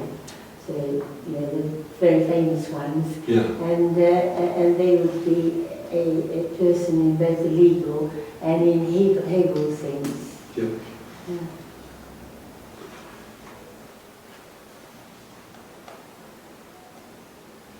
I think paragraph 188, yeah, where he describes the three moments of civil society. It's this idea which I suppose essentially relates to Marx, which is what I'm really interested in about this passage, is the idea that the mediation of needs and the satisfaction of the individual through his work and through the work and satisfaction of the needs of all others, the system of needs. There seems to be a clear focus on egalitarianism, on a balance of needs, action against requirement. But Marx's critique of bourgeois society is that this equality does not exist. How can Hegel respond to this? Well, the third thing, police and corporations. Yes. Well, Hegel's answer. One of those. Sure, but I mean, Marx would view the corporation as endemic of the problem. possibility. I mean, I don't know, but isn't a lot solved if you say, if you take that notion of Gattungswesen, and like Peter Thompson said last term, you transform it from Gattungswesen to something. If you just say that what that is not yet determined or is yet still So species becoming Gattungswesen. Species becoming. Yeah. If that is still open, then you don't have to put up this whole edifice in which Sittlichkeit has to return to save the problem of equality, etc., etc. And then notions like marriage, sexuality, the family, etc., become open and become things that can take on forms that we don't yet know. And that would be the function of civil society, to allow that to happen. There is a problem with that, isn't there? I mean, because it seems to me that, it's a tendency already prevalent in Marx, where Marx says in a letter to Engels that anybody who doesn't work for the basis of a higher form of life is expendable. And that becomes But how does that follow from? Because where I find Hegel's materialism comforting is that he does constantly bring us back to the forms of life as they actually occur. And where I find myself uncomfortable with Hegel is where he then overlooks some forms of difference. He seems unable to account for, and that's where the Sittliche, the ethical, seems to me to be a double-edged sword in Hegel. I mean, it's without doubt a strongly Christian ethical, and it's going to be used, as it were, to exclude certain forms of possibility. But species becoming in Marx, I think, is an even more insidious form, simply because Marx himself says that, well, you either work with us or you're one of our enemies. I mean, he's quite polemical about that, in a way that it seems to me that Hegel is not. The inherent question that I have all the way through this is that question of Hegel's. At what point do the higher institutional forms of life become tyrannies? And it seems to me that the question of freedom is shot all the way through this, both in Marx and in Hegel. Not least because these are social theories entirely predicated on the exercise of the will. And that I do,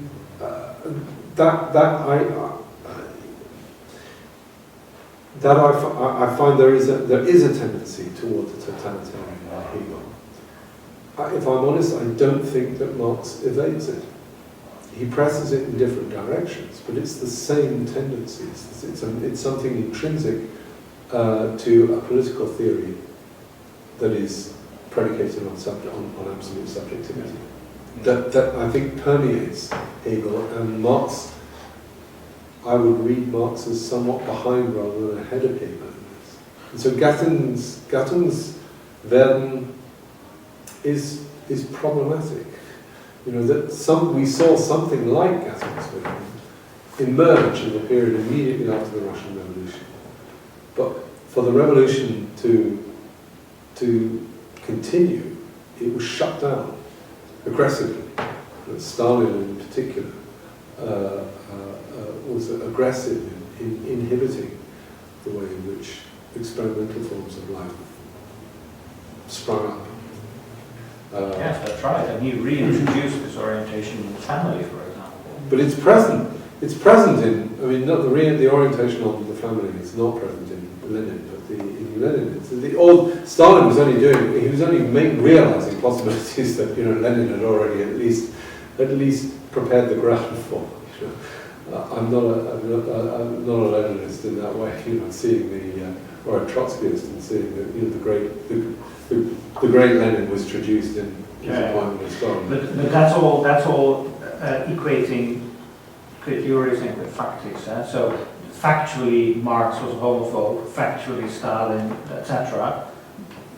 there is a principle in Marxism that allows for Marx is one of the first intellectuals, maybe the first intellectual, to explicitly say, I could be wrong, and subsequently what I have done may have to be revised.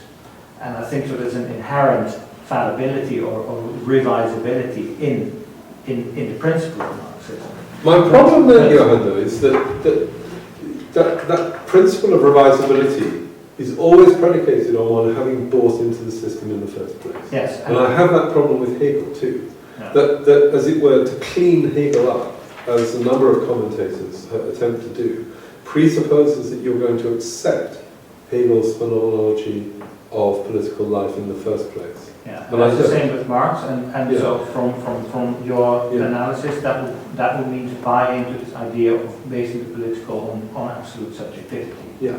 That is the real problem. Yeah. Isn't the issue that you just talked about the essentially, if you have totalitarianism as one example of an extreme of, would we call it, positive liberty? It would positive, as opposed to negative liberty, where there is no absolutist state, but which results in what we have now, which is rampant market capitalism. Do we not have as extremes these two poles, and that Hegel is actually addressing both? That I find that a very sympathetic reading of Hegel. Yeah, I think that Hegel at his best is doing that. I mean, that's the most sympathetic reading of Hegel I think that one can come up with, as it were. He is acutely aware of the limitations. He's acutely aware of what negative freedom is attempting to, which he traces to Rousseau, to Fichte. Negative, and you would say the inheritor of negative freedom is really Nietzsche. He's acutely aware of what negative freedom is seeking to attain. And he counterposes what he called, I mean, it's his name, negative freedom. So he then posits positive freedom over against it. So he points to the totalitarian consequences of negative freedom and posits positive freedom as the way forward. The problem is, as I think Johan correctly says, there is no way forward for positive freedom without some form of Sittlichkeit. Sittlichkeit in Hegel is, I think, an essentially Christian morality. In Marx, I think it becomes who is best able to determine what Gattungswerden is to be. So just one quick, is it not positive freedom which results in totalitarianism? Because it is freedom infused with positivity. It is absolute. It is not. It is objective. It does not allow for subjective, negative freedom, free from external imposition. But Hegel is right in his critique of negative freedom. Hegel is right. So he's right. I think Hegel has he's put his finger on something in his critique of Fichte and negative freedom. But this posits a state which stands over against those who it regulates. And does he not also critique the social contract? That if you have negative freedom, then you can abstract yourself from the social contract if it suits you, yes. Which completely undermines the... Yes. One critique of Rousseau, yeah. So, I mean, if I can build on that one, so if you leave off the chapter of Sittlichkeit, what you get is basically Ayn Rand. You get Ayn Rand. If you leave Ayn Rand, yes, I think you're right. Yeah, if you leave out the Sittlichkeit,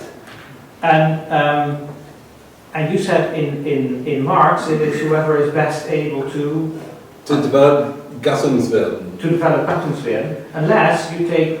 So this is where I'm speaking from the point of view of the idea of utopian. This is where if you say no, as Marx says, what the communist state would be is something that cannot. It doesn't Bilderverbot. We cannot describe it. Because we lack the capacity to conceptualize it. It describes it, that necessitates a leap of faith, doesn't it? Yes, exactly. It necessitates a leap of faith, but not a leap of faith in a revelation, but a leap of faith in an anticipation or expectation, and that can become a norm for action. Not in the sense that it prescribes, as in Sittlichkeit, what to do, what not to do, to fuck and who not to fuck, but in terms of an attitude towards the possibilities that are latent in yourself and others in the world. And that can become the basis of a true ethical morality that would not be a handbook for the police. But you've just reiterated the point, which is you've ended up having to posit some notion of Sittlichkeit in order to defend that, I think. No, it's a regulative idea, and that's very different from Sittlichkeit. Well, a form of Sittlichkeit. I mean, I'm using Sittlichkeit in the general sense of a regulative idea. And that's not how it appears here. No, that's right, which is why I think it takes a different form in Marx. But I think they're different forms of the same thing, a regulative idea.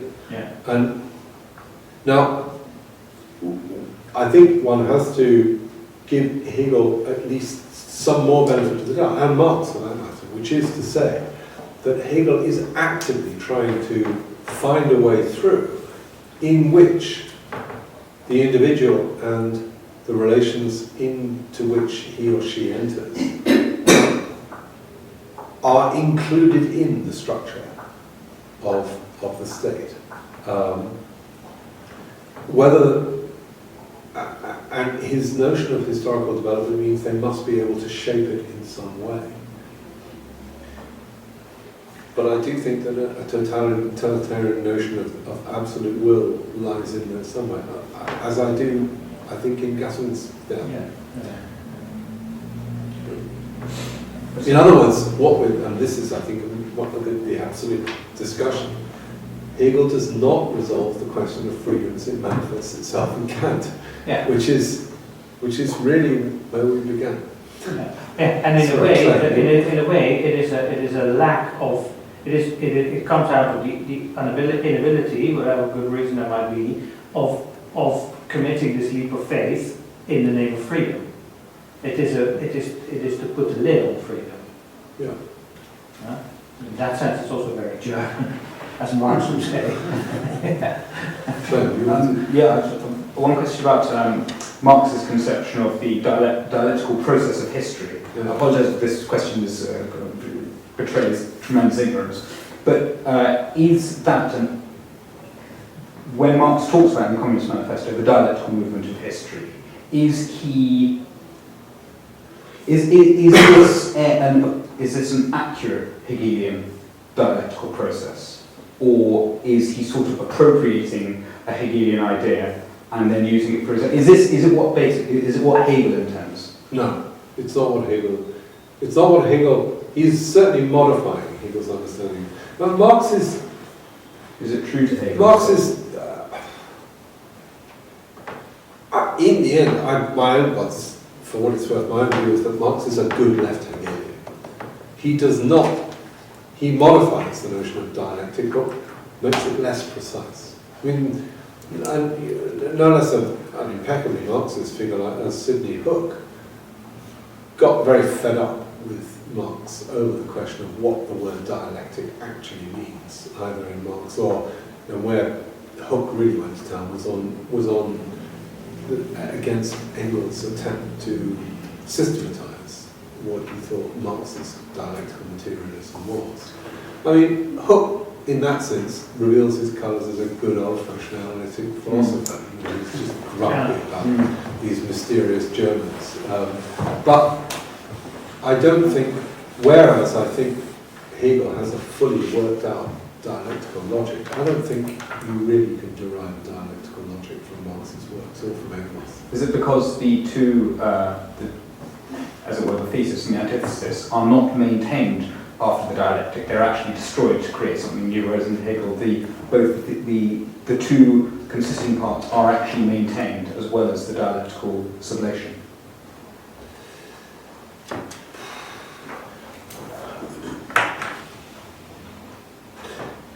We need to look at some actual texts, I think, to answer your question. I mean, rather than simply say yes or no, and that make it sound as if I knew what I was talking about. Whereas I think what we'd have, there isn't any text I can think of, except with the exception of, there isn't any text I can think of where Marx self-consciously lays out a dialectical process of thought.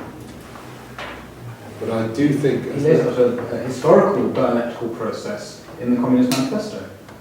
Right, well okay, but then I think I'd like to look at that. And the Communist Manifesto I know, but I don't know that well.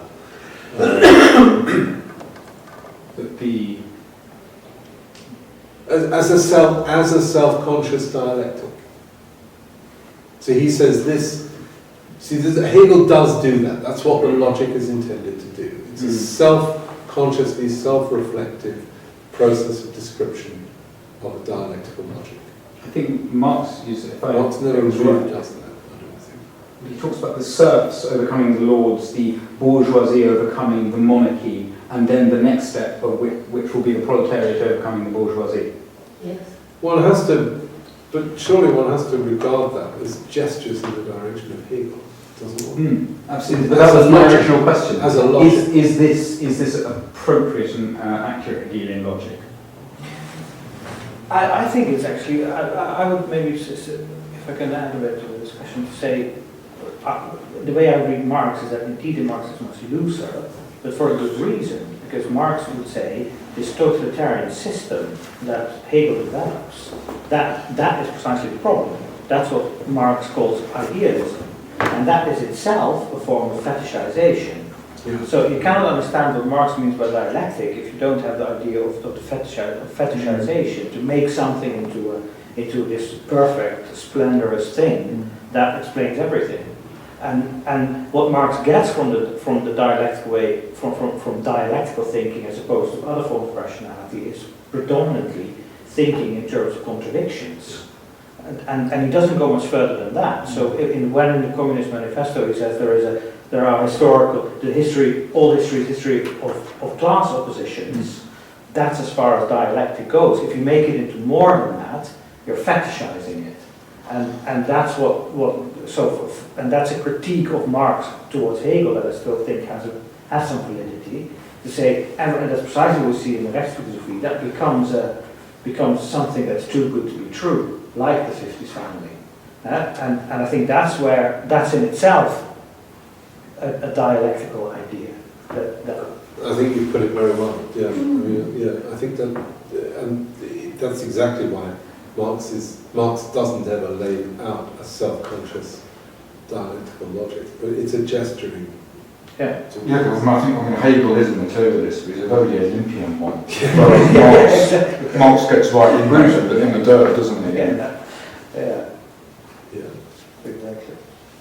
One question is just a throwaway. Perhaps in the Marxian system, well, if he doesn't, as you said, you take a leap of faith, etc. I mean, in this final state, how can he achieve a utopic or equilibrium position when there are individual differences that prevail, and as Johann said, then there will be a tendency to make another buck from somewhere, because the individual differences will allow that to happen, so that you cannot have this, as I see it, that you can't have this equilibrium state without equilibrium in the individuals, because the individuals will continue to have different propensities. I think Marx has a very clear answer to that, because I think he's often misunderstood on alienation. Marx doesn't think that exteriorization ceases, but he thinks that this surplus of what you exteriorize will not be extracted from you. So you will receive back as much as you exteriorize. And that is the equilibrium that communism moves towards. He doesn't explain how that will be achieved, precisely as Johann explained. He thinks that all lies in the future. That is the genuine Werden, the Gattung's madness. But in that sense, I think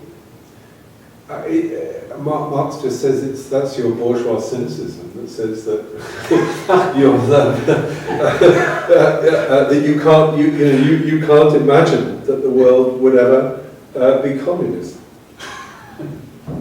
We should perhaps stop at that point. Thank you very much.